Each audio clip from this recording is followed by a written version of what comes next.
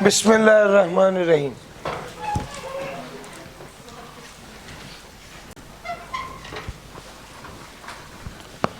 سر آج ہمارا day 1 of the revision session ہے۔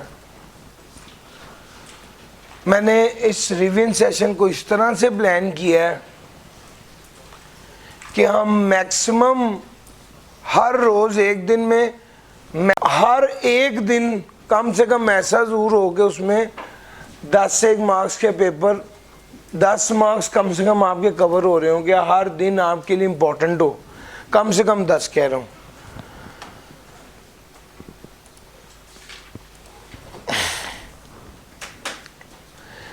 ایک 1.5 منٹ میں ہم نے صرف یہ والی بات کرنی ہے انٹروڈکٹری کہ یار ہم 8 دن میں کیا کرنے جا رہے ہیں، تاکہ آپ کے ذہن میں پلان کلیئر ہو۔ اگر مجھ سے پوچھے تو میں کہوں گا یار اس 8 دن میں آپ ٹیکسٹ کو بہت اچھے سے کور کر سکتے ہو۔ میں آپ کو 2.5 گھنٹے میں جو پڑھاؤں گا یہ 7.5 گھنٹے میں آپ نے پڑھنا ہے۔ 2.5 گھنٹے میرے، 7.5 گھنٹے آپ کے، یہ ٹوٹل 10 دن میں ہوتے 24 گھنٹے۔ اگر آپ 10 گھنٹے ٹیکسٹ کو ڈیڈیکیٹ کر دیں، میں آپ کو بتا رہا ہوں کہ 8ویں دن آپ کو ٹیکسٹ پہ گرپ ہوگی۔ اور اگر آپ نے تھرو آؤٹ دا سیشن بہت اچھا نہیں پڑھا تو یہ کوئی مہنگا سودا نہیں ہے۔ آپ میرا پوائنٹ سمجھ رہے ہیں؟ اگر آپ نے تھرو آؤٹ دا سیشن پرواہ نہیں کی تو یہ کوئی بری آپشن نہیں ہے۔ اور میں نے آپ کو ہائر سائڈ پہ کہا ہے انشاءاللہ اگر آپ کلاس توجہ سے لیں گے تو پھر اس کو 7.5 گھنٹے نہیں لگیں گے، شاید 5 لگیں۔ لیکن میں نے ایزیوم کیا کہ آپ سارے نومیریکل بھی خود کر رہے ہوں، سارے پریکٹس سوال اٹیمپٹ کر رہے ہوں جو میں بتا رہا ہوں، تو میں نے اس چیز کو ذہن میں رکھتے ہوئے کہا ہے۔ ادروائز انشاءاللہ یہ کل ملا کے 5 گھنٹے میں بھی ہو سکتا ہے۔ اور اگر آپ نے پہلے پڑھا ہوا چیزوں کو تو جتنا کلاس کا ٹائم ہے اس ٹائم پہ بہت اچھا انشاءاللہ سوئفٹلی ریوائز ہو جائے گا۔ اگر آپ نے نہیں بھی پڑھا ہوا تو میں نے اس بچے کی بات کی جس نے آج تک نہیں ٹیکسٹ پڑھا، وہ اگر آج سے شروع کرے اور وہ میرے ساتھ 2.5 گھنٹے پڑھے، چیزوں کو دھیان سے سمجھے اور 7.5 گھنٹے بعد میں خود پڑھے تو انشاءاللہ 8ویں دن وہ بھی کور کر کے بیٹھا ہوگا انشاءاللہ۔ تھیم یہ ہے کہ آپ پازیٹیولی اس کو کور کریں اور دھیان سے پڑھیں۔ خاص طور پہ وہ اسٹوڈنٹس جنہوں نے پہلے اٹیمپٹ دی ہوئی ہے ان کے لیے میں ساتھ ساتھ بتا رہا ہوں کہ بھائی یہ چیزیں اس بار نہیں ہیں، یہ تبدیلی ہے۔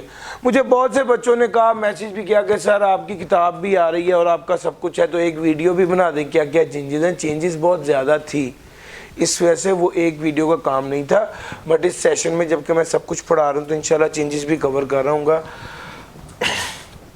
بہت سے چہرے نئے نظر آ رہے ہیں مجھے۔ میں بس ایک بریف سا اپنا انٹروڈکشن دے دوں۔ میرا نام علی عمران ہے، میں چارٹرڈ اکاؤنٹنٹ ہوں، 2 سال انڈسٹری میں کام کیا اور تقریباً 10 سال ہو گئے مجھے ٹیکس اور کیف لیول پر پڑھاتے ہوئے، سی فیب لیول پر پڑھاتے ہوئے، سی اے اوور آل پڑھاتے ہوئے۔ اس میں مینلی جو میرے ایریاز ہیں وہ کیف 2 ٹیکس پریکٹسز ہے اور کیف 3 جو ڈیٹا کا پیپر ہے وہ انشاءاللہ میں پڑھا رہا ہوں۔ پھر اس کے علاوہ آڈٹ کا پیپر کیف 9 بھی ہے اور سی فیب لیول پر آڈٹ ایشورنس اور ریلیٹڈ سروس سی فیب 6 ہے، اور اس کے علاوہ میرے اسٹوڈنٹ کا میرٹ سرٹیفکیٹ آئے ہوئے ہیں کیا کہتے ہیں ٹیکس لیول پر الحمدللہ۔ اچھا جی آگے چلتے ہیں۔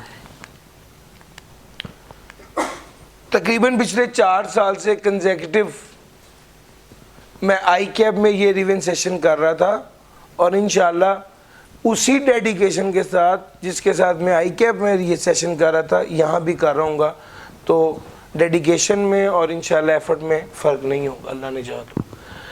اچھا جی یہ والی بات ہو گئی، یہ کچھ اور ڈسکشن ہے، بس ایک چیز ہے ساری کا خلاصہ، اس کو کور کر لینا آج کے دن میں۔ یہ 2 کام بس آپ کر لیں،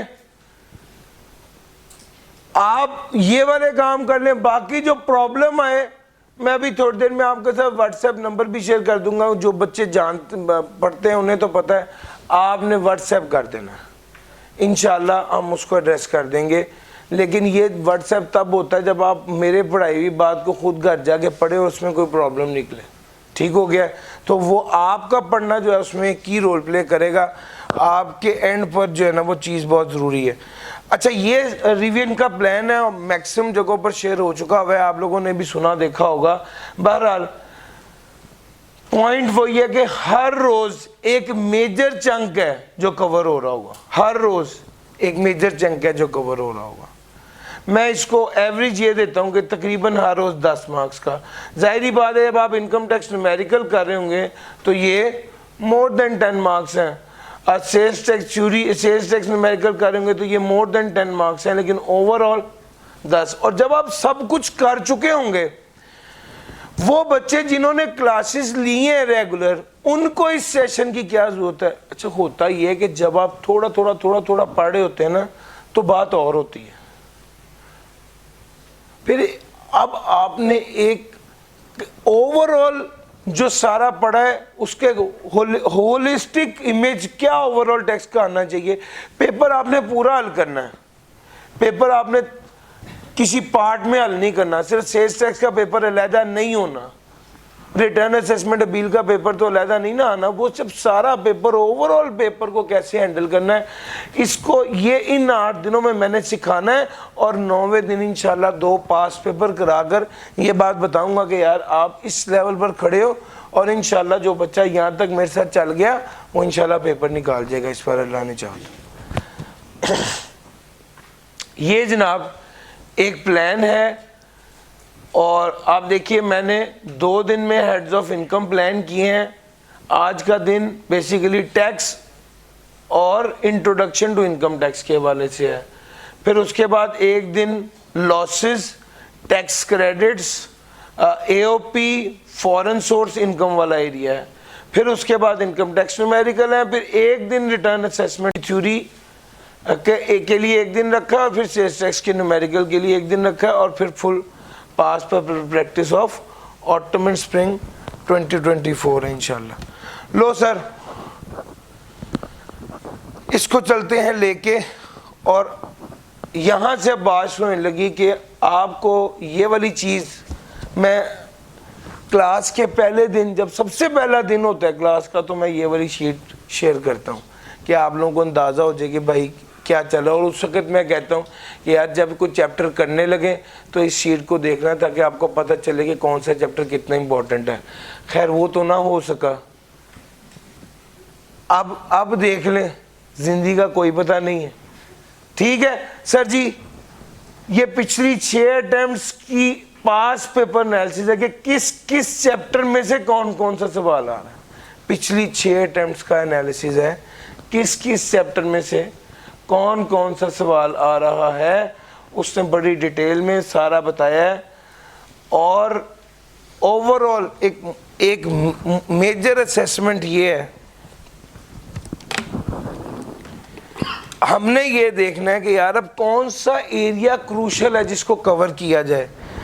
دیکھیے اگر میں سب سے پہلی بات کروں تو یار یہ سیلز ٹیکس کا ایریا ہے.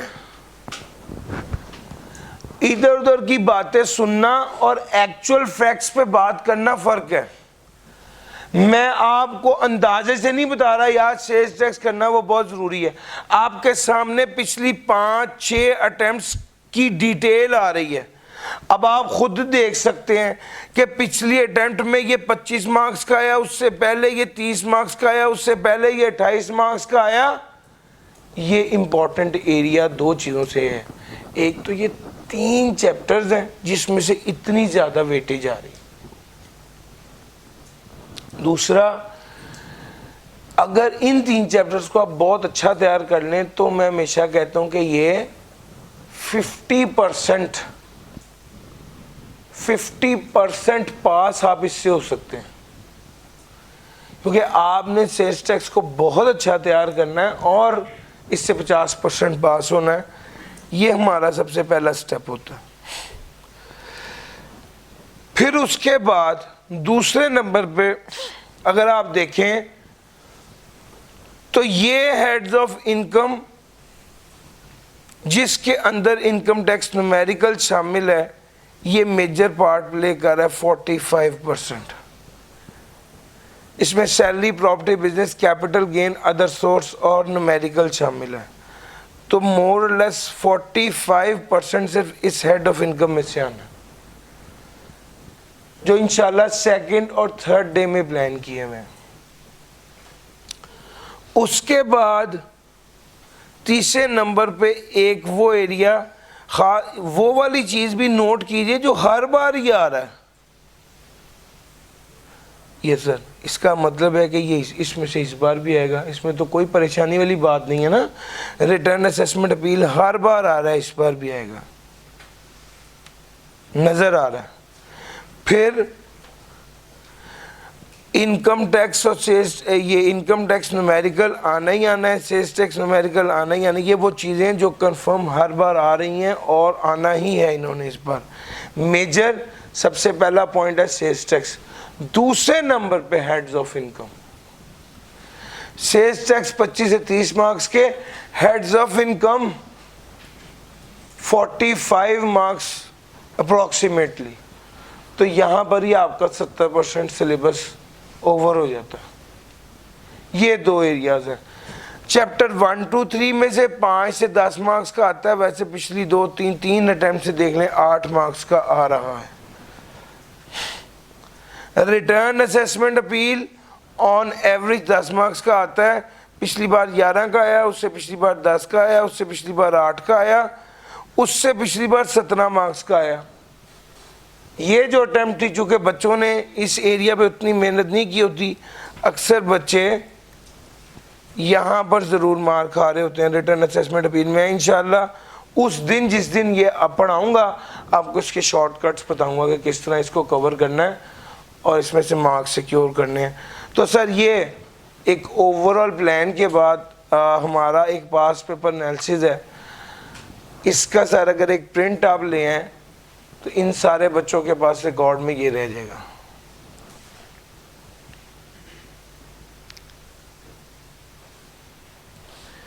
ڈن ہو گیا سر جی. چھوٹی سی بات بس یہ کرنی ہے کہ ایک یہ ڈیبیٹ کافی زیادہ چلتی ہے کہ سر تھیوری کا پیپر ہے یا نومیریکل پیپر ہے. تھیوری تیار کریں، نومیریکل تیار کریں. تھیوری زیادہ آتی ہے یا نومیریکل زیادہ آتا ہے؟ یہ ڈیبیٹ جنرلی چلتی ہے. اس کا جواب ہے کہ زیادہ تر نومیریکل آتا ہے. کتنا؟ اپنے ذہن میں رکھیے it should be from 60 to 70%. 60 سے 70% نومیریکل آئے گا. 30% کے قریب تھیوریٹیکل پیپر آئے گا. اچھا اب اس میں ایک چیز اور، سر نومیریکل اور تھیوریٹیکل میں کیا فرق ہے؟ میں آپ کو یہ سمجھانا چاہتا ہوں. سر جی نومیریکل کا مطلب ہے کانسیپٹ کلیئر ہونا چاہیے، بات سمجھ آنی چاہیے، چاہے انگریزی یاد ہو یا نہ ہو. تھیوریٹیکل کا مطلب ہے انگریزی یاد ہونی چاہیے، بات جتنی بھی سمجھ آئی ہے اللہ کا شکر ہے. میرا پوائنٹ سمجھ آ رہا ہے؟ دونوں میں یہ فرق ہے. اگر وہ آپ کو کہہ دیتا ہے ٹیکس کی ڈیفینیشن لکھو اور آپ کو ٹیکس کی ڈیفینیشن نہیں آتی، کانسیپٹ نہیں ہے، لیکن یہ آپ نے رٹے لگائے ہوئے ہیں، وہ لکھ دیں گے آپ کو نمبر مل جائیں گے. اگر وہ آپ کو اس کے برعکس یہ کہہ دیتا ہے، کوئی نومیریکل دے دیتا ہے، آپ کو اس کا اردو میں مطلب پتہ ہے، آپ اپنی نالج کو اپلائی کرتے ہوئے وہ سوال حل کر دیں گے. یار میرا پوائنٹ سمجھ آ رہا ہے؟ یہ فرق ہوتا ہے دونوں میں. سو جب میں کہوں نومیریکلی امپورٹنٹ ہے، کانسیپچل کیس اسٹڈی آ جاتی ہے چھوٹی سی، تو اس کا مطلب ہے انگریزی آتی ہو یا نہ آتی ہو، مطلب آنا چاہیے، کانسیپٹ ہونا چاہیے. اور جب میں کہوں یہ تھیوریٹیکلی امپورٹنٹ ہے تو اس کا کیا مطلب ہے؟ انگریزی آنی چاہیے. میں نے پوری کتاب کے ایک ایک صفحے کو ایک ایک ٹاپک وائز میں نے بتایا کس کو تھیوریٹیکلی کرنا ہے. چونکہ بچوں کی سب سے زیادہ کیوری کیا ہوتی ہے کہ سر کس کو رٹا لگائیں، رٹا نہیں لگ رہا، ٹائم بڑا ویسٹ ہوتا ہے، یاد نہیں ہوتا. یہ تو ایک کامن بات ہے اور یہ آپ کے لیے نہیں ہے. جب ہم پڑھ رہے تھے میں بھی یہی پرابلم تھا. تو میں نے اس کو آئیڈینٹیفائی کرنے کے لیے کیا کیا، کتاب کا ہر ٹاپک مارک کرایا ہے، کس کو کریم کرنا ہے किस को न्यूमेरिकली समझना है, किस को सिर्फ अंडरस्टैंड करना है। सिर्फ समझ लें, समझने के बाद अगला स्टेप है रट्टा लगाना है या नहीं लगाना, चूंकि असल मेहनत लगनी है रट्टा लगाने में। वो अगर इम्पोर्टेंट है ना थ्योरेटिकली तो क्रैम करो, वरना क्रैम ना करो। ठीक हो गया। और न्यूमेरिकली इंपॉर्टेंट है तो उसकी प्रैक्टिस करो, उसकी एग्जांपल्स करो। सो जो चीज न्यूमेरिकली इंपॉर्टेंट है उसके कॉन्सेप्ट के बाद उसकी एग्जांपल्स इंपॉर्टेंट है, और जो चीज थ्योरेटिकली इंपॉर्टेंट है उसका रट्टा लगाओ बस। ठीक है, सर समझ आ रही है।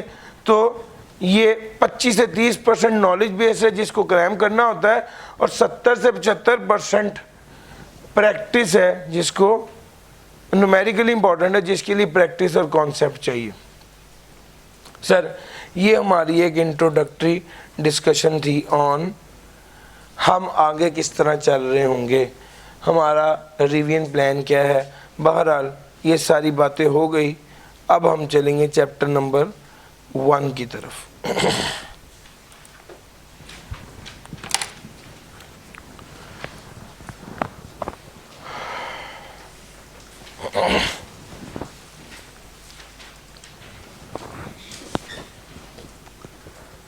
System of taxation in Pakistan.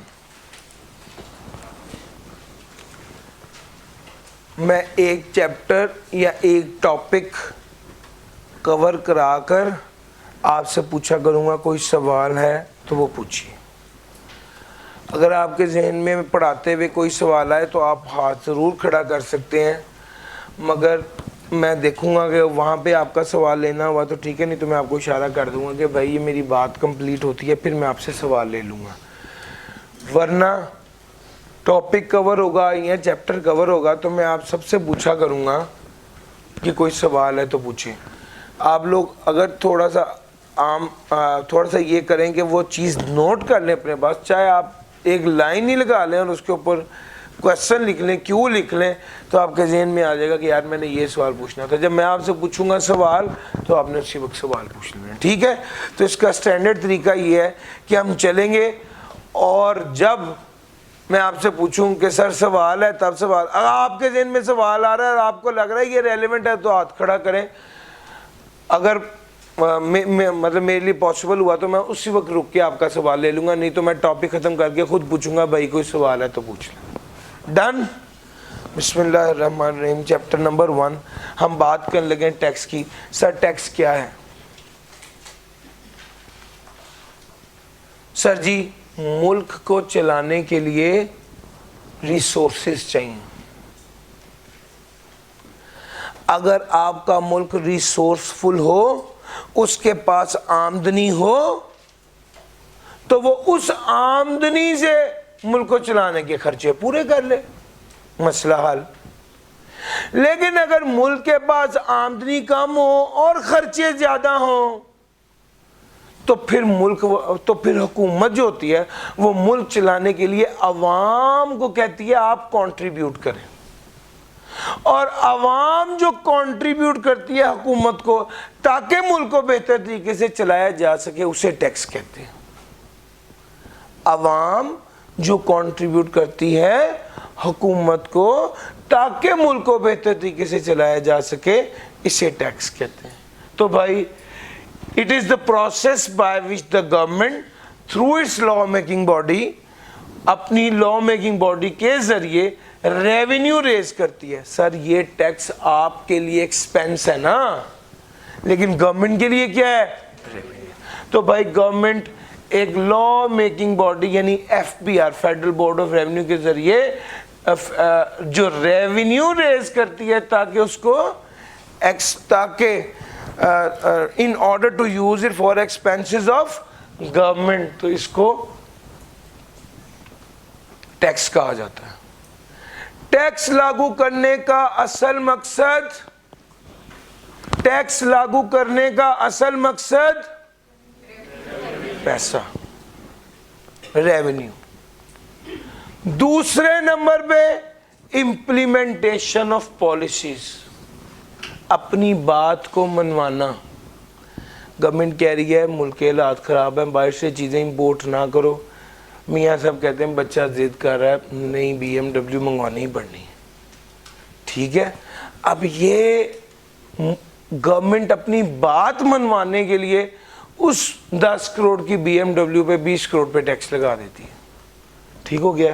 یہ جو 20 کروڑ کا ٹیکس لگایا اصل میں اس کا مقصد پیسے اکٹھے کرنا نہیں تھا, بلکہ اس بیہیویئر کو ڈسکریج کرنا تھا, اپنی بات منوانا تھا.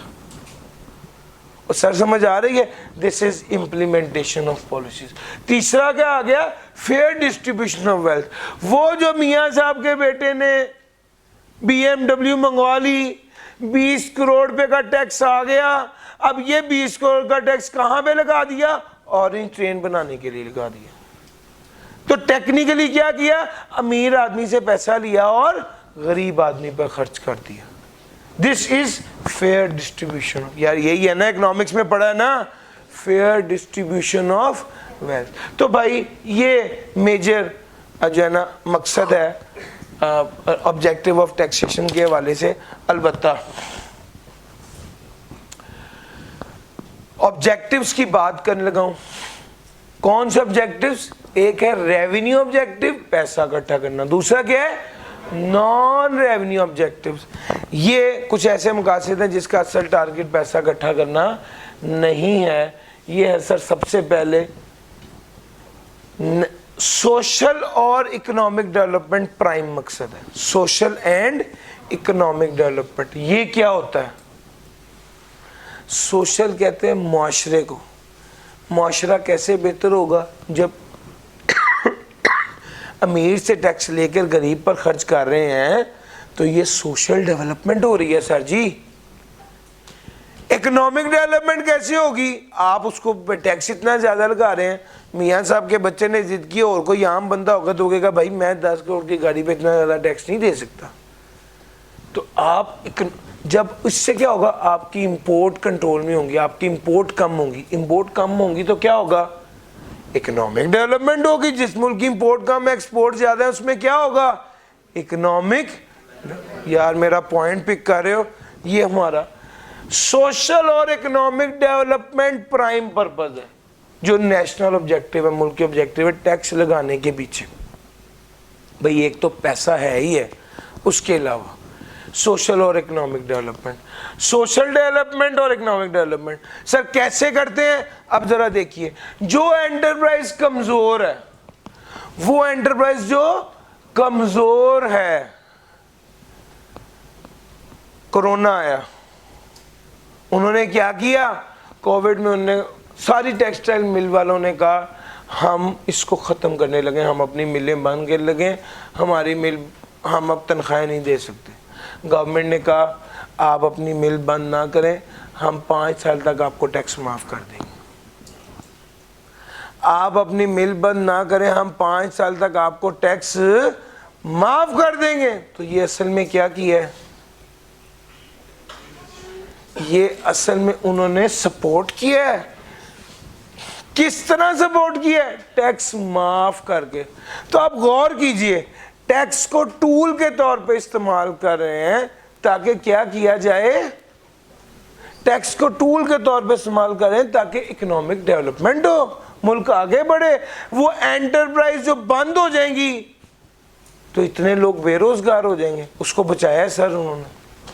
دوسرے نمبر پہ اپنی لوکل انڈسٹری کو بچایا ہے فورن کمپٹیشن سے. اپنی لوکل انڈسٹری کو بچایا فورن کمپٹیشن سے. سر یہ مارکر ہے, یہ مارکر پاکستان میں بنتا ہے 50 روپے کا اور امپورٹ ہو رہا ہے 20 روپے کا. تو اگر امپورٹ ہی ہوتا رہا تو ڈالر کمپنی تو بند ہو جائے گی. تو ڈالر کمپنی میں 5000 بندہ ملازم ہے, وہ بھی سب بے روزگار ہو جائے گا. اب گورنمنٹ نے کیا کیا؟ گورنمنٹ نے کہا جو بندہ بھی یہ مارکر امپورٹ کرے گا 20 روپے کا, اس پہ 40 روپے ٹیکس لگا دیں گے. اپنی لوکل انڈسٹری کو بچا لیا, اپنی لوکل انڈسٹری کو بچا لیا. یہ کیا ہے سر؟ یہ پروٹیکٹ لوکل انڈسٹری اگینسٹ فورن competition, protect local industry against foreign competition. Practical example इसके अलावा देखनी तो जापानी गाड़ियों की देख लें, इतनी ज़्यादा आने लग गई थी जापानी गाड़ियाँ, उन्होंने टैक्स बढ़ाया ताकि जापानी गाड़ियाँ ना आए और लोकल ऑटोमोबाइल इंडस्ट्री चले। लो sir, as a bargaining tool in trade negotiation with other countries. Sir ji, bargaining tool के तौर पे इस्तेमाल करना in trade negotiation with other countries. भाईजान, जब भी बाहर का कोई बड़ा ऑर्डर होता है तो एक बार मिल वाले जो हैं वो एफबीआर से बात करते हैं कि अगर हमें टैक्स माफ कर दें तो हम कम रेट कोट करेंगे और बिड विन कर जाएंगे। तो भाई यानी टैक्स जो है वो बार्गेनिंग टूल के तौर पे इस्तेमाल होता है ताकि दूसरे मुल्क से ऑर्डर लिया जा सके। Counter the effect of inflation, keeping in mind कि आपने सेल्स टैक्स को एक बार गो थ्रू किया है तो भाई सेल्स टैक्स अल्टीमेटली उससे क्या हो रहा है, प्राइसेस बढ़ रही है। 100 रुपए की चीज है, 18 रुपए का टैक्स लेगा तो मार्केट में 118 की बिकेगी ना, तो 18 रुपए से कीमत बढ़ रही है ना उसकी टैक्स की वजह से। वो कहता है टैक्स को अगर गवर्नमेंट चाहती है ना कि रेट में कमी की जाए तो वो क्या करते हैं, वो टैक्स को कम कर देंगे। वो टैक्स अगर 8 रुपए कर दें तो इसकी कीमत है 118 से 100, यार मेरा पॉइंट समझ आ रहा है, उसकी कीमत 118 से 108 हो जाएगी। To reduce inequalities in the distribution of wealth, to reduce inequalities in the distribution of wealth. अमीर आदमी से टैक्स लगाकर, ज़्यादा लगाकर पैसे इकट्ठे करना और गरीब आदमी पर खर्च करना। सर, जिस चीज़ को इनकरेज करना है गवर्नमेंट टैक्स माफ़ कर देती है या टैक्स कम कर देती है, और जिस चीज़ को डिस्करेज करना है गवर्नमेंट टैक्स बढ़ा देती है। साइंस को, इन्वेंशन को प्रमोट करना है, टैक्स माफ़ कर देगी, टैक्स कम। अब यहाँ पर आपको आज एक बात सिखाता हूँ जो जब मैं पहले दिन पढ़ा रहा था तो नहीं बताई थी।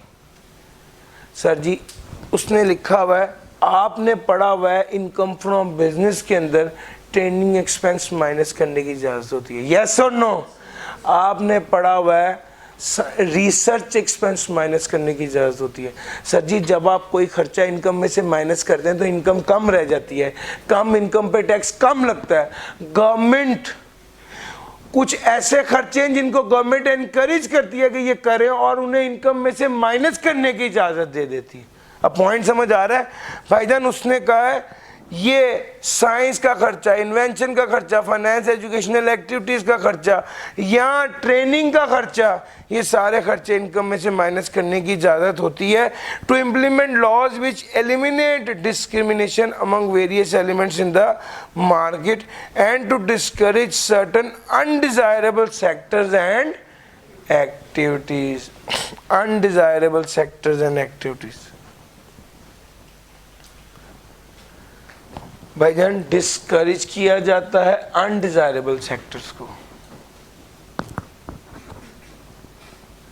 सिगरेट, पान, तंबाकू, ये वो वाली चीज़ें जो इकॉनमी के लिए, बंदों के लिए, मुल्क के लिए ठीक नहीं है, उसको क्या किया जाता है, इकॉनमी नहीं कह सकते हम, सोसाइटी के लिए ठीक नहीं है, उसको डिस्करेज करने के लिए क्या किया जाता है, टैक्स बढ़ा दिया जाता है। Sir ji, documentation of economy, documentation of economy, इसका क्या मतलब है? सर जी, जो ट्रांजैक्शन की जाए वो बैंकिंग चैनल के जरिए की जाए, अगर ट्रांजैक्शन बैंकिंग चैनल के अलावा की जाएगी तो उसे इनकम, तो उसको इनकम ट्रीट किया जाएगा और उस पर टैक्स लगा देंगे। मैंने आपको चैप्टर नंबर 10 में पढ़ाया था। सर जी, मैंने आपको पहले कहा कि आज मैं सारी चीज़ें रेफ़र कर पाऊँगा। चैप्टर नंबर 10 में मैंने एक बात पढ़ाई थी, loan, advance, deposit for issuance of share और गिफ्ट। अगर ये 4 चीज़ें दी जाएं, इन 4 चीज़ों के वजह से आपको पैसे मिले हैं तो सबसे पहले आपने क्या देखना है, क्या बैंक ने दिए हैं? अगर बैंक ने नहीं दिए तो दूसरे नंबर पे क्या देखना है कैश में मिले हैं, क्रॉस बैंकिंग चैनल के मिले हैं या अदर बैंकिंग चैनल से मिले हैं। अगर पैसे कैश में मिले हो तो क्या ट्रीट किया जाएगा? इनकम। पढ़ाया था ना। चलो, जो बिगिनर बच्चा है उसके लिए ये बात है कि बेटे एक बात याद रख लीजिए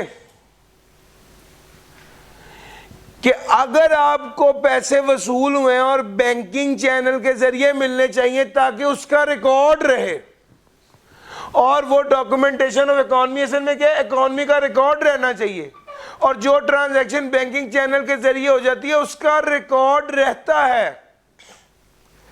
तो वो असल में क्या है, ये रहा कि जो ट्रांजैक्शन करनी है बैंकिंग चैनल के जरिए करो। अगर आपने ट्रांजैक्शन बैंकिंग चैनल के जरिए ना की तो उसे इनकम समझा जाएगा और आपकी इनकम में शामिल करके उसे टैक्स कर दिया जाएगा। यार मेरा पॉइंट पिक कर रहे हो? इनकम में शामिल करके उसको टैक्स कर दिया जाएगा। This is documentation of economy. Income from other source में भी ये बात लिखी हुई है। लो sir, to encourage research and development by introducing tax credit, जहां पर टैक्स क्रेडिट का क्या मतलब होता है? टैक्स में कमी। चैप्टर नंबर 11 में टैक्स क्रेडिट पढ़ना है। जो लाइबिलिटी को कम करे उसे टैक्स क्रेडिट कहते हैं, जो इनकम को कम करे उसे डिडक्टेबल अलाउंस कहते हैं। लो सर, ये सारी बातें आ गई नॉन रेवेन्यू ऑब्जेक्टिव की, और अब हम आगे चल रहे हैं tax as a mean of development. Tax का असल मकसद पैसे इकट्ठे करना था, लेकिन इसके अलावा टैक्स का क्या मकसद था? टैक्स का असल मकसद पैसे इकट्ठे करना था, लेकिन इसके अलावा टैक्स लागू करने का क्या मकसद था? नॉन रेवेन्यू ऑब्जेक्टिव, सोशल और इकोनॉमिक डेवलपमेंट। और उसमें हमने सारी डिस्कशन की। एक निचोड़ बताऊं, जिस चीज को गवर्नमेंट चाहती है एनकरेज करे उस पर टैक्स माफ कर देती है या टैक्स कम कर देती है, और जिस चीज को चाहती है गवर्नमेंट के डिस्करेज करे उसको टैक्स लगा देती है या टैक्स बढ़ा देती है। और अगर ये दोनों चीजें समझ में ना आए तो आखिरी एक बात तो है कि रेवेन्यू तो इकट्ठा होगा ही। तो अगर वो आपको कह दे कि कंपनीज पर टैक्स लगा रहे हैं, तो कंपनी पर टैक्स इसलिए तो नहीं लगा रहे कि कंपनी को बंद कर दिया जाए। कंपनी पर टैक्स लगाने का क्या मकसद है? Revenue collection. सर समझ आ रही? तो भाई ये नॉन रेवेन्यू ऑब्जेक्टिव्स की सारी बातें भी मैंने कर ली। अब थोड़ा सा आगे चलते हैं और अब बात करते हैं वही टैक्स है उसको डेवलपमेंट के तौर पे कैसे इस्तेमाल किया जाता है। बिजनेसमैन को इंसेंटिव दे देते हैं, तुम्हें इतना टैक्स माफ कर देंगे, तुम्हें इतना टैक्स कम कर देंगे। वो बिजनेसमैन अपने टैक्स माफ और अपनी प्रॉफिटेबिलिटी के लालच में कि उसे ज्यादा पैसे बचेगा वो इन्वेस्टमेंट करता है। जब बिजनेसमैन इन्वेस्टमेंट करेगा तो उसे लोग चाहिए होंगे काम करने के लिए, उन लोगों का रोजगार मिलेगा। अच्छा, गवर्नमेंट क्या करती है? मुख्तलिफ इलाकों को में कह देती है जो इस इलाके में इन्वेस्टमेंट करेगा उसको 3 साल के लिए टैक्स माफ है। अब बिजनेसमैन को इंसेंटिव मिल गया, वो उस इलाके में इन्वेस्टमेंट करेगा। जब वो इलाके में इन्वेस्टमेंट करेगा तो उस इलाके के इर्द गिर्द के लोगों को अपॉर्चुनिटीज मिल जाएंगी, नौकरी मिल जाएंगी और ओवरऑल खुशहाली आ जाएगी। सर जी, अमीर आदमी पे ज्यादा टैक्स लगाया जाता है और गरीब आदमी पे कम टैक्स लगाया जाता है, क्यों? ताकि अमीर से ज्यादा पैसे वसूल किए जा सकें। और लग्जरी आइटम पे ज्यादा टैक्स लगाया जाता है, और वो वाली आइटम जो पहले ही पाकिस्तान में बन रही है उस पर ज्यादा टैक्स लगाया जाता है। अभी मैंने मार्कर की बात की थी, भैया जो पाकिस्तान में ऑलरेडी बन रहा है इस पर ज्यादा टैक्स लगा देंगे। तो भाई इंपोर्ट ऑफ लग्जरी गुड्स और आइटम ऑलरेडी, इस पर ज्यादा टैक्स लगेगा। और कम टैक्स किस पे लगता है? रॉ मटेरियल की इंपोर्ट पर, प्लांट एंड मशीनरी की इंपोर्ट पर, जिससे मुल्क का फायदा। भैया एक प्लांट एंड मशीनरी इंपोर्ट किया, यहाँ पर काम होगा तो उसका फायदा है ना। मैं बाहर से बनी बनाई पेंट इंपोर्ट करूं, ये ज्यादा फायदा है, या मैं बाहर से रुई इंपोर्ट करूं?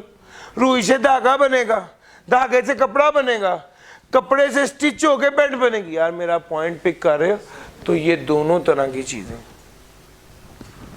तो भाई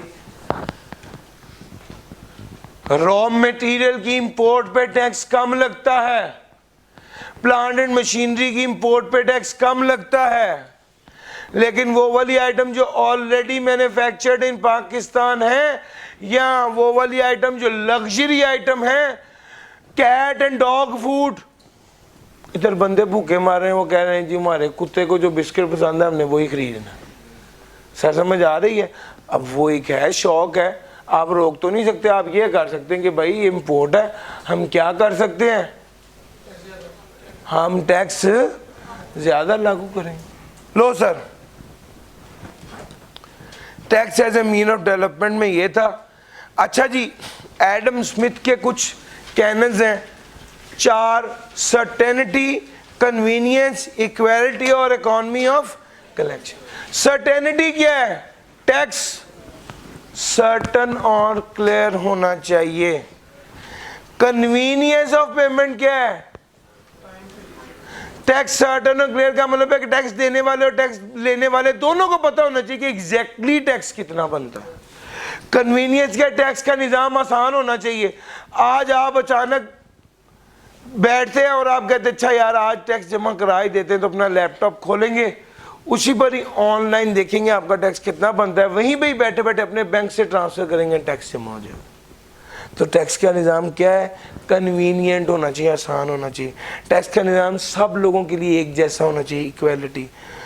और इकॉनमी ऑफ कलेक्शन का क्या मतलब है? टैक्स को कैलकुलेट करने पर इतना ज़्यादा खर्च नहीं आना चाहिए कि टैक्स की कलेक्शन ही डिस्करेज हो जाए, या टैक्स इतना ज़्यादा नहीं होना चाहिए कि बिजनेस ही डिस्करेज हो जाए। दो बातें, टैक्स की कलेक्शन पे खर्च इतना ज़्यादा नहीं आना चाहिए कि टैक्स कलेक्शन डिस्करेज हो जाए, और दूसरा टैक्स इतना ज़्यादा नहीं होना चाहिए कि बिजनेस डिस्करेज हो जाए। ये कैनन्स ऑफ टैक्सेशन थे। अच्छा जी, उसके बाद हम आगे चलते हैं। Broad principle of levy of tax आ चुका हुआ, ये भी पास पेपर में। Principles of levy of tax. Levy का क्या मतलब होता है? लागू, इम्पोज। सर जी, सबसे पहले principle of levy of tax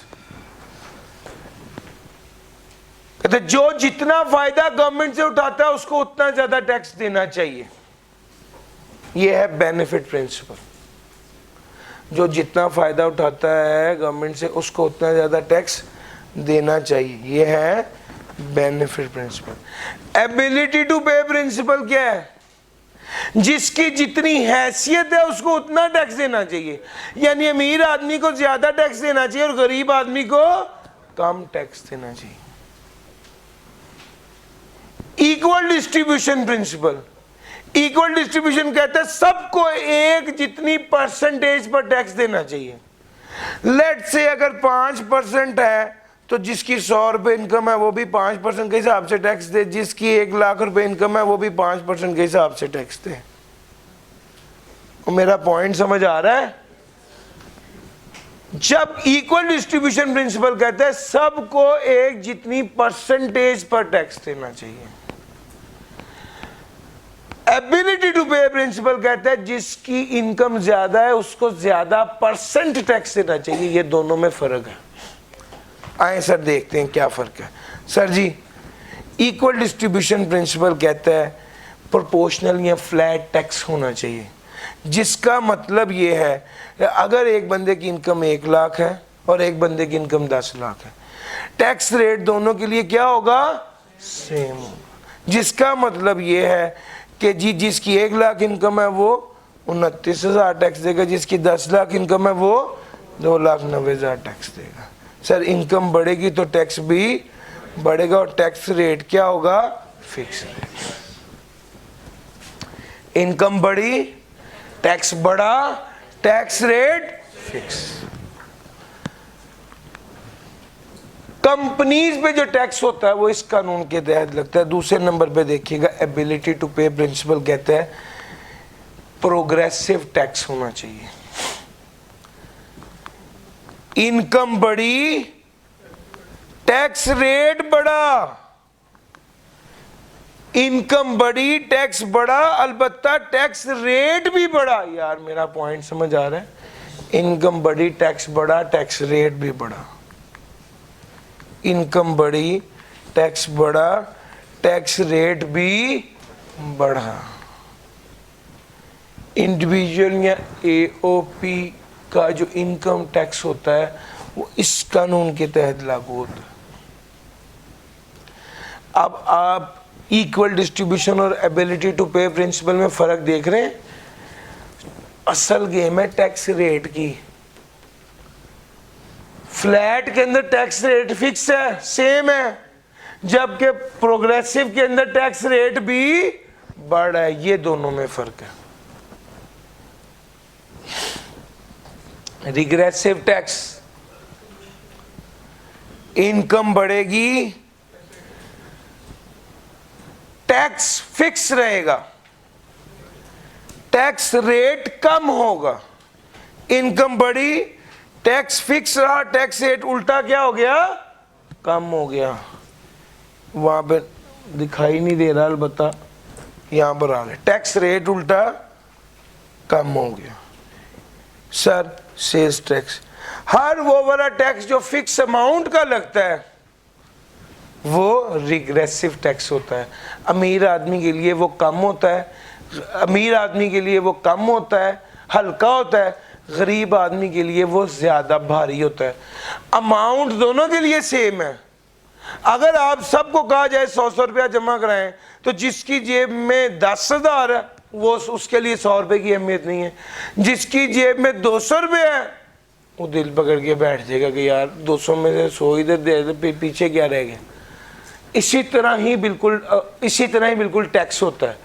सब लोगों पर जब एक जितना लगा दिया जाएगा तो जिसकी इनकम 1 लाख है वो बड़ा परेशान होगा। जिसकी इनकम 10 लाख है और 10,000 टैक्स जमा कराएं तो उसके लिए वो उतनी परेशानी वाली बात, यार पॉइंट समझ आ रहा है। रिग्रेसिव टैक्स ही होता रिग्रेसिव टैक्स ही होता है। प्रोपोर्शनल या फ्लैट भाईजान, इसका स्क्रीनशॉट शेयर करेंगे आप। इसका स्क्रीनशॉट आपको क्लास के बाद मिल जाएगा। अभी सिर्फ समझने पर ध्यान दीजिए, स्क्रीनशॉट्स आपके साथ शेयर होंगे। काइंड्स ऑफ टैक्सेशन समझ आ गया, यस और नो? आपको एक गुर की बात बताने लगा हूं। असल में 2 चीजों का रिलेशन है इसमें, एक इनकम और एक टैक्स रेट। इनकम बढ़ी, टैक्स रेट फिक्स रहा, इनकम बढ़ी, टैक्स रेट बढ़ा, इनकम बढ़ी, टैक्स रेट कम हुआ। ये असल गेम है। काइंड्स ऑफ टैक्सेशन के बाद आ गया कुछ टैक्स के कैरेक्टरिस्टिक्स है। उसमें मेनली जो इंपॉर्टेंट पॉइंट है वो है साउंड टैक्सेशन सिस्टम के प्रिंसिपल। ये 2 बार पास पेपर में आया और मैं भी आपको भी यही कराऊंगा। Principle of sound taxation system में आ गया फिस्कल एडिक्वेसी। वो कहते हैं टैक्स का निज़ाम ऐसा होना चाहिए, टैक्स का निज़ाम ऐसा होना चाहिए कि जब ज़्यादा पैसे दरकार हैं गवर्नमेंट को तो ज़्यादा टैक्स जमा हो जाए, जब कम पैसे दरकार हैं गवर्नमेंट को तो कम टैक्स जमा हो। टैक्स का निज़ाम ऐसा होना चाहिए कि नीड बेस्ड, अगर रिक्वायरमेंट है तो ज़्यादा पैसे जमा हो जाए, अगर रिक्वायरमेंट नहीं है तो कम पैसे जमा हो। Equality and theoretical justice, taxes levied must be based upon the ability of the citizen to pay। वो कहते हैं जिसकी जितनी हैसियत है उसके मुताबिक टैक्स लगना चाहिए। एडमिनिस्ट्रेटिव फिजिबिलिटी, टैक्स सब लोगों के लिए क्लियर और प्लेन होना चाहिए। Enforceable by the adequate and well trained public officials. Convenient as to time and manner of payment. Not unduly burdensome to discourage business activity। यार पॉइंट समझ आ रही है? क्लियर और प्लेन होना चाहिए। Tax should be clear and plane. Enforceable by the adequate and well trained public officials. Convenient as to time and manner of payment. Sir ये वाली बात भी एडम स्मिथ में पढ़ी है, ये भी पढ़ी है, और अनड्यूली बर्डनसम नहीं होना चाहिए ये भी पढ़ी है। सिर्फ एक डिफरेंट बात है और ये क्या है, टैक्स का निज़ाम जिन लोगों ने लागू किया है उन अफराद की तादाद एडिक्वेट और वेल ट्रेन्ड पब्लिक ऑफिशियल्स। سر پوائنٹ سمجھ آ رہا ہے؟ ٹیکس کے نظام کو لاگو کرنے والے جو افسر ہیں وہ تعداد میں بھی کافی ہونے چاہیے اور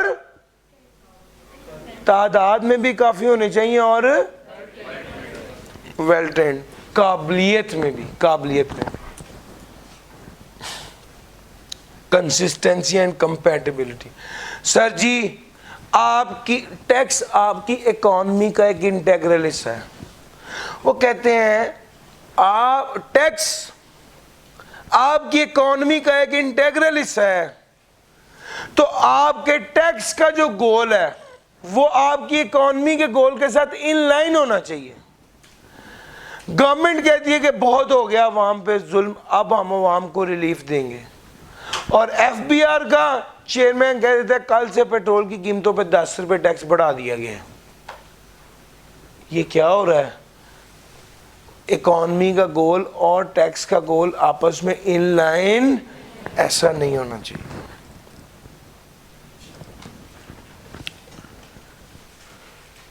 اس کے بعد آ گیا ڈفرنٹ ٹیکسیشن لاز. 2 طرح کے ٹیکس ہیں، ایک ڈائریکٹ ٹیکس اور ایک انڈائریکٹ ٹیکس. ڈائریکٹ ٹیکس وہ ٹیکس ہوتا ہے جو ڈائریکٹلی گورنمنٹ کو جمع کرایا جاتا ہے، جیسے کہ انکم ٹیکس اور کیپٹل ویلیو ٹیکس. یہ ٹیکس وہ ٹیکس ہے جو ڈائریکٹلی ایف بی آر کو جمع کروایا جاتا ہے، جبکہ انڈائریکٹ وہ ٹیکس ہے جو ڈائریکٹلی ایف بی آر کو جمع نہیں کروایا جاتا، جیسے فیڈرل ایکسائز ڈیوٹی، جیسے کسٹم ڈیوٹی، جیسے سیلز ٹیکس. اب عام طور پہ ابھی تک سوال یہ والا پوچھا نہیں ہے لیکن پوچھا جا سکتا ہے، ڈائریکٹ ٹیکس اور انڈائریکٹ ٹیکس میں کیا فرق ہوتا ہے 4 نمبر کا یا 5 نمبر کا؟ ابھی تک جو بار بار سوال پوچھا گیا وہ پتہ کیا پوچھا گیا ہے؟ انڈائریکٹ ٹیکس کیا ہوتا ہے اور اس کی ٹائپس کو ڈسکرائب کریں. تو اس میں اس نے آپ سے پوچھا ہوا ہے کہ فیڈرل ایکسائز ڈیوٹی آپ بتائیں، سیلز ٹیکس آپ بتائیں اور کسٹم ڈیوٹی بتائیں. اچھا اب سوال کیا آ سکتا ہے؟ ڈائریکٹ اور انڈائریکٹ ٹیکس میں کیا ڈفرنس ہے؟ آپ لکھیں ڈائریکٹ ٹیکس جو directly tax payer F B R کو جمع کراتا ہے، انڈائریکٹ ٹیکس وہ ٹیکس ہے جو ڈائریکٹلی ایف بی آر کو جمع نہیں کروایا جاتا. ڈائریکٹ ٹیکس کی ایگزامپل ہے انکم ٹیکس اور کیپٹل ویلیو ٹیکس، اور انڈائریکٹ ٹیکس کی ایگزامپل ہے custom duty, federal excise duty اور سیلز ٹیکس. ڈائریکٹ ٹیکس میں ہم اکانومی آف کلیکشن اچیو کرتے ہیں، جبکہ انڈائریکٹ ٹیکس میں ہم اکانومی آف کلیکشن کو اچیو نہیں کر پاتے. ڈائریکٹ ٹیکس میں there is a higher risk of tax evasion, جبکہ انڈائریکٹ ٹیکس میں ٹیکس ایویژن لیسر ہوتی ہے as compare to direct tax. یار میرا پوائنٹ سمجھ آیا؟ یہ ڈائریکٹ اور انڈائریکٹ ٹیکس کی ساری باتیں آپ کے ساتھ ڈسکس کر دی. اور آخری بات، ابھی تک یہ کبھی پیپر میں آیا تو نہیں، ہسٹری آف ٹیکسیشن میں نے یہ ٹیبل کی صورت میں بتا دیا ہے. آپ اس کو ایک بار گو تھرو کریں گے اس میپ سے تو انشاءاللہ آپ کو سمجھ آ جائے گی یہ گیم کیا ہے. 1857 میں جنگ آزادی ہوئی، 1860 میں پہلی بار انکم ٹیکس کا قانون بنا جو 1865 میں ریپیل ہو گیا، منسوخ ہو گیا. پھر 1886 میں انکم ٹیکس ایکٹ کا قانون بنا جو 1914 سے 1886 میں بنا تھا قانون، وہ چلتا رہا تھا. 1914 سے 1918 میں پہلی جنگ عظیم آئی، 1917 میں اسی جنگ عظیم کے دوران ہی ٹیکس کو بڑھایا گیا. 1918 میں پھر ٹیکس کے قانون میں تبدیلی کی، 1920 میں پھر ٹیکس کے قانون میں تبدیلی کی، لیکن 1922 میں ایک بہت اچھا قانون بن گیا تھا جو 1886 کے قانون پلس 1917 پلس 1918 پلس 1920 کے قانون کو ملا کر ایک بہت اچھا قانون بنایا تھا 1922 میں، اور یہ پھر چلتا رہا تھا. پاکستان بن گیا جب 1947 میں تو بھی یہ چلتا رہا، اور 1979 میں جب پاکستان میں آیا تو پاکستان میں نے بھی اس کو ہی اڈاپٹ کر لی with some changes.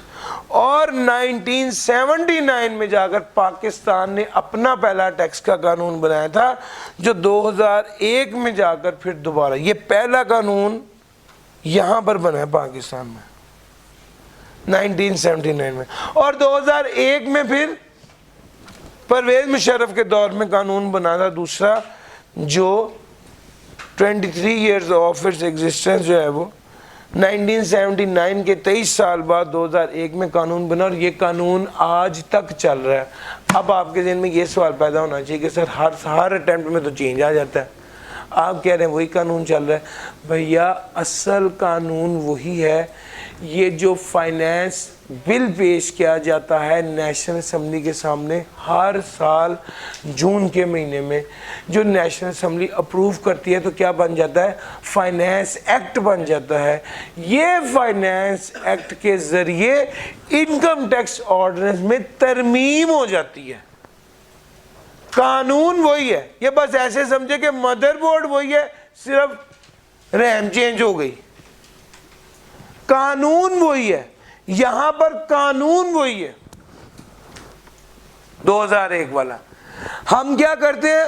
کچھ تبدیلیاں کر کے اسی کو پھر چلا دیتے ہیں، ہر سال تبدیلیاں کچھ ہو جاتی ہیں اور وہ چل جاتا ہے۔ تو قانون 2001 آرڈیننس 2001 ہی رہتا ہے، لیکن اس میں امینڈمنٹس ہر سال آ جاتی ہیں، ورنہ 2001 میں 1 لاکھ روپے بہت بڑی انکم ہوتی تھی 2000، اور آج 2025 کے اندر اب جو ہے وہ 6 لاکھ تک تو ٹیکس ہی نہیں ہے۔ اور میرا پوائنٹ سمجھ آ رہا ہے؟ تو یہ تو with the passage of time changes آتی رہی اور کرتے رہے۔ سر جی چیپٹر نمبر 1 میں یہ سب کچھ تھا۔ کی ایریاز اس کے کون سے ہیں؟ سر جی سب سے پہلے اس میں سے جس ٹائپ کا سوال آتا ہے آبجیکٹو آف ٹیکسیشن، اکثر وہ پوچھ لیتا ہے، وہ آپ سے کہتا یہ ہے کہ بھائی تم مجھے بتاؤ فلاں قانون ہے ٹیکس کا، اس کا مقصد کیا ہے؟ تو مقصد آپ کو پتہ ہونا چاہیے، پاس پیپر میں نے اکثر بات کی ہے، مقصد آپ کو پتہ ہونا چاہیے۔ وہ اس طرح کا سوال دے دے گا، آٹم 18 میں بھی سوال آیا ہے، high tax rate on high income پہ ہائی ٹیکس ریٹ لگانے کا کیا مقصد ہے؟ فیئر ڈسٹریبیوشن آف ویلتھ، تاکہ امیر آدمی پہ زیادہ ٹیکس لگے اور غریب آدمی پہ کم ٹیکس لگے۔ Creation of tax free zone, مثال کے طور پہ اس کا کیا مقصد ہے؟ Development of economy. Sir tax on transaction not making through banking channel, بھائی بات سمجھ آ رہی ہے؟ ایک تو یہ ٹائپ ہے، یا تو وہ آپ کو اس طرح سے سوال دے دے گا، دوسری ٹائپ ہے یہاں وہ آپ سے پوچھ لے گا 5 نمبر کا 4 نمبر کا ڈیولپمنٹ آف اکانومی یا نان ریونیو آبجیکٹیوز۔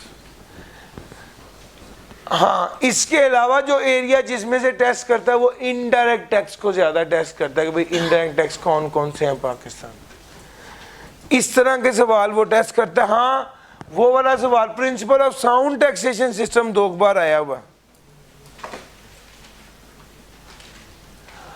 یہ سارے سوال آئے ہوئے ہیں، اور ایک سوال میں نے کون سا بتایا جو آ سکتا ہے، ابھی تک کبھی نہیں آیا، کیا؟ ڈائریکٹ اور انڈائریکٹ ٹیکس کے درمیان کیا ڈفرنس ہوتا ہے۔